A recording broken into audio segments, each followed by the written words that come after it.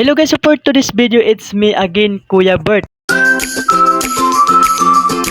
Ang pag-uusapan natin ay ituturo ko sa inyo kung kayo ba ay nakalimot sa inyong ginagawang password sa Gmail, password sa Facebook, o sa mga apps na nilagyan nyo ng password, lalong-lalo na ng GCash, kung Pimaya, especially PayPal na nakinig sa Facebook natin. Balang araw magkasahod tayo at sana all. Tapos problema po kayo, lalong-lalo na po sa yung Gmail account. Hirap kayo hanapin yung ibalik sa isip na ano talaga yung password na nakalimutan ko. So bago po tayo magsimula guys, paki-follow na lang sa aking page na Kuya Bert Artenik at especially sa aking YouTube channel, Kuya Rosbert TV. First guys, open natin yung Google natin. Siyempre lahat naman tayo may Google sa ating cellphone. Click natin yan. Ayan. So makikita natin din sa Google sa itaas sa kilid, profile po natin. So tapos click lang po natin. So lalabas po dito mga pangalan, manage your Google account nyo, Chrome incognito, tab security history, delete last 15 minutes, tax,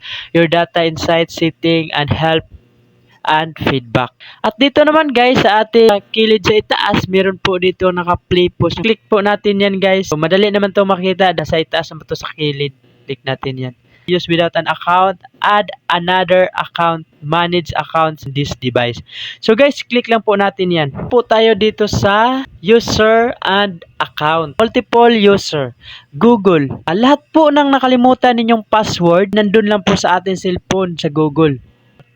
Panoorin nyo po ito. So, makikita po natin dito guys yung TikTok natin. Una is Sir Dags. Ito yung mata guys, i-click lang nyo, lalabas po yan. So, try natin yung Axie Infinity guys. Naglalaro tayo noon, kaso nawala lang. Malaki yung sahod ko na nakuha dyan, kaso biglang nawala. Try natin guys, kita natin yung mata. I-click nyo lang yung parang mata guys, makikita niyo na yung password. I-check nyo lang po.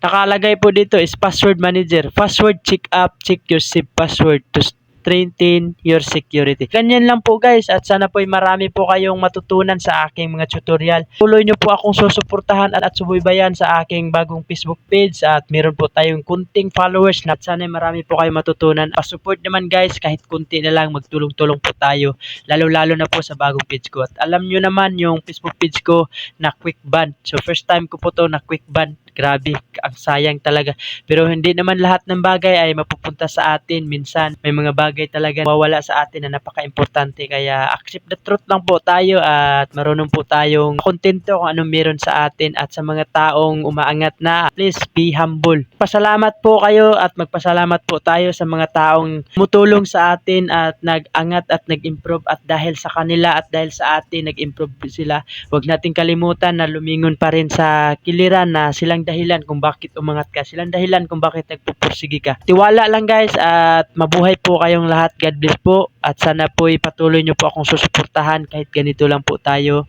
At maraming salamat po sa inyo. God bless.